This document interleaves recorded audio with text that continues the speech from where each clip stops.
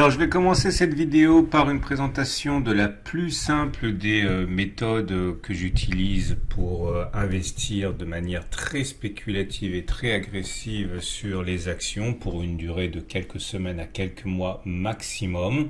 C'est une méthode qui est très simple, encore une fois, j'en utilise d'autres qui sont plus compliquées et que vous pouvez retrouver au jour le jour sur mon site.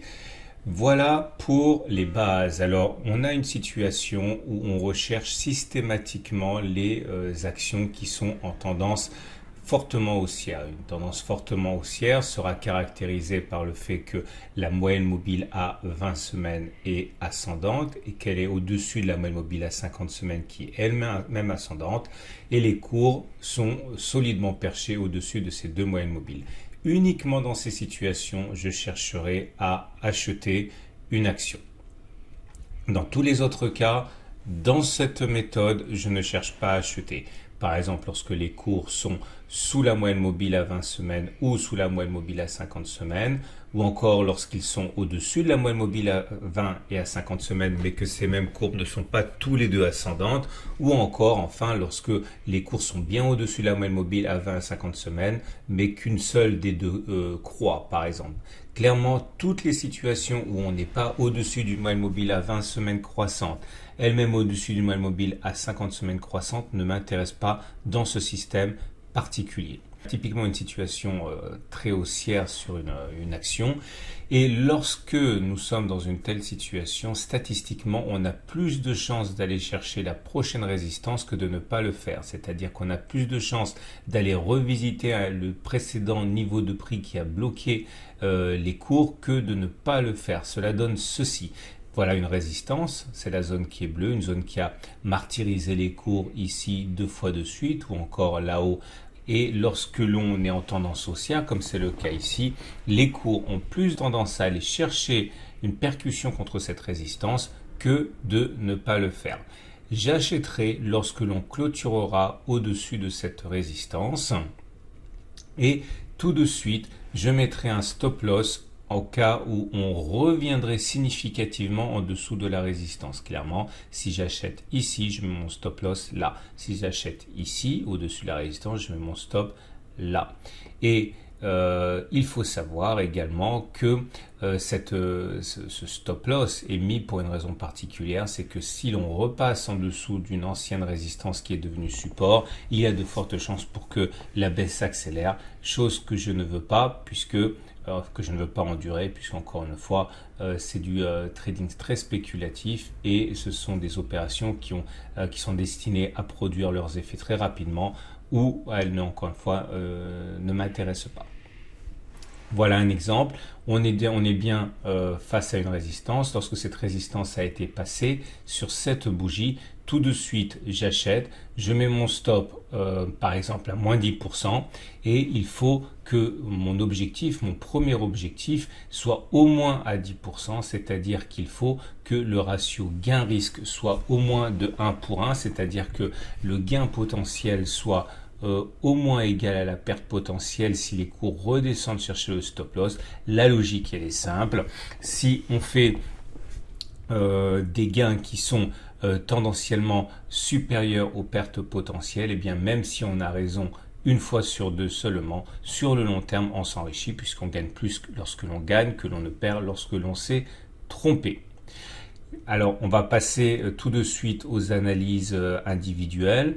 Si vous avez aimé cette vidéo, je vous invite à vous abonner à la chaîne YouTube, à éventuellement me suivre sur les réseaux sociaux et n'oubliez pas que tous les soirs, vous pouvez retrouver de nouvelles vidéos sur mon site. Il suffit de taper Tradosaur dans votre moteur de recherche.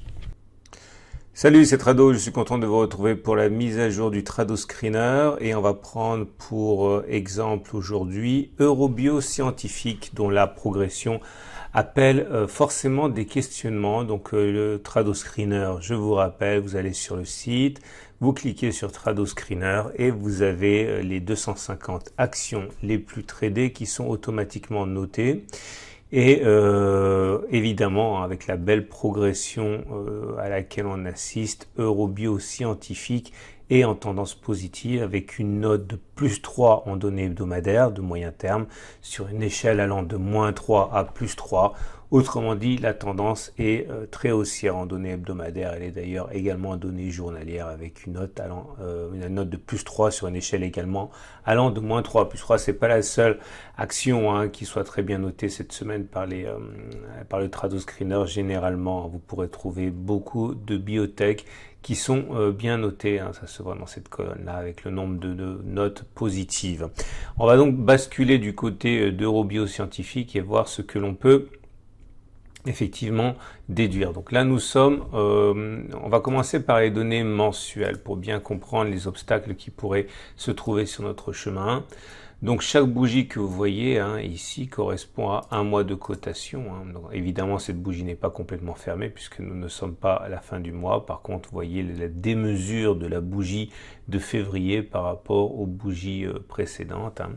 Nous sommes dans une situation où on peut déjà clairement identifier la résistance et le support immédiat. La prochaine résistance c'est là. C'est la zone comprise entre 11 et 9,40. C'est une résistance car ça a été un support. Vous voyez, ça a bloqué la baisse ici. On a rebondi plusieurs fois dessus. Et puis finalement, ça a été cassé ici. Et en analyse technique, on sait que généralement, les supports cassés changent de polarité, deviennent résistance. C'est pour ça qu'on connaît actuellement des hésitations sur ce niveau. Il en va de même pour le prochain support qui est ici, qui est compris en données mensuelles entre les 6,56 et les 7 à peu près. C'était une zone de résistance. Elle a été cassée. Donc si on clôture au-dessus de cette bougie vendredi soir et que l'on crée une autre bougie à côté et qu'on est toujours bien au-dessus vendredi soir, on aura donc créé ici un support compris entre, vous l'aurez compris, 7 et 6,62 puisque c'est une résistance qui changera normalement de polarité en devenant support. Voilà qui va cadrer l'évolution globale. On descend d'une unité de temps, une bougie égale une semaine.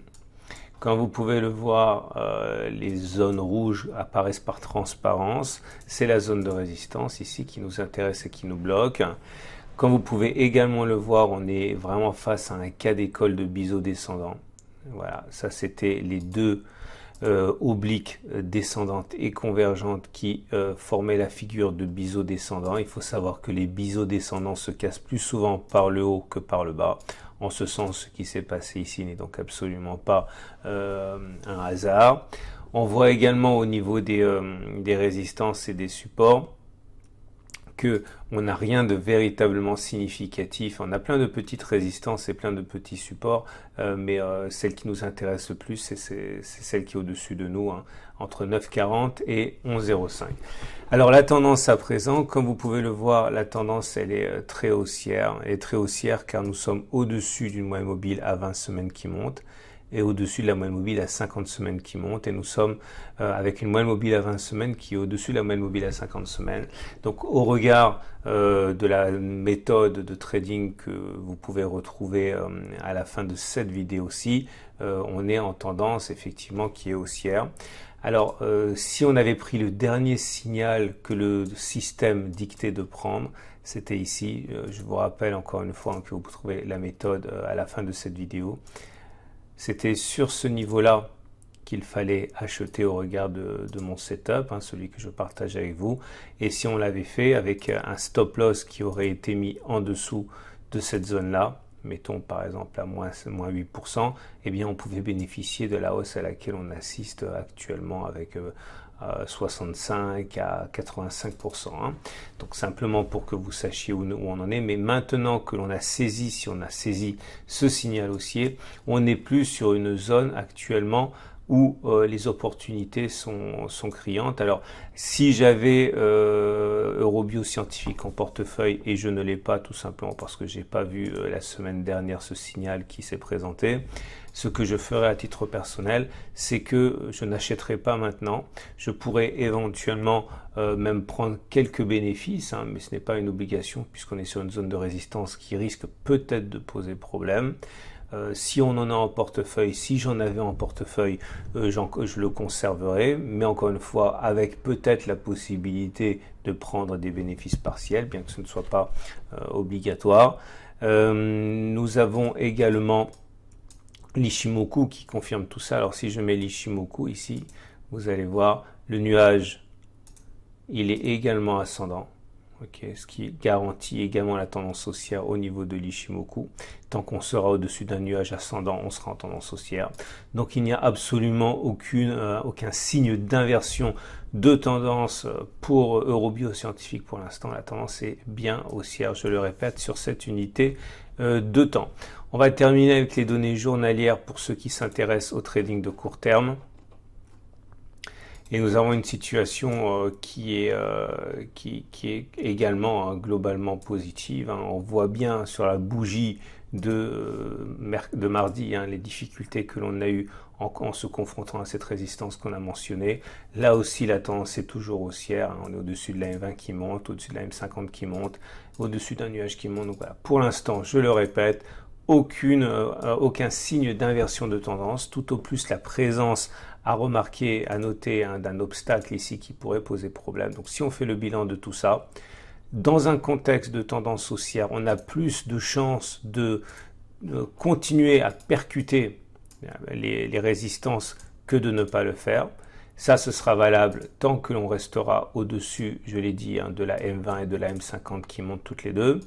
Ceux qui ont acheté sur le signal, notamment de la semaine dernière, eh bien, sont en train de collecter les fruits de leur décision. Si vous n'avez pas déjà acheté maintenant, je ne vois pas trop comment vous pourriez rentrer juste à présent maintenant. Pour moi, le prochain signe de rentrée serait de clôturer au-dessus des 11,05 puisque je ne rentrerai que en franchissement de résistance ou lorsqu'un retour sur un support. C'est pour ça que le signal avait été donné ici. Voilà, je vous souhaite une excellente journée. Si vous voulez retrouver le Trado Screener et la note donnée par sur les 250 actions les plus tradées, c'est à la fin de la vidéo, et également la méthode qui aurait éventuellement permis à certains de bénéficier de ce signal la semaine dernière, c'est également à la fin de cette vidéo. Bonne journée, et également, j'oublie, l'analyse du CAC 40 à la fin de cette vidéo. Voilà, à la semaine prochaine pour la mise à jour.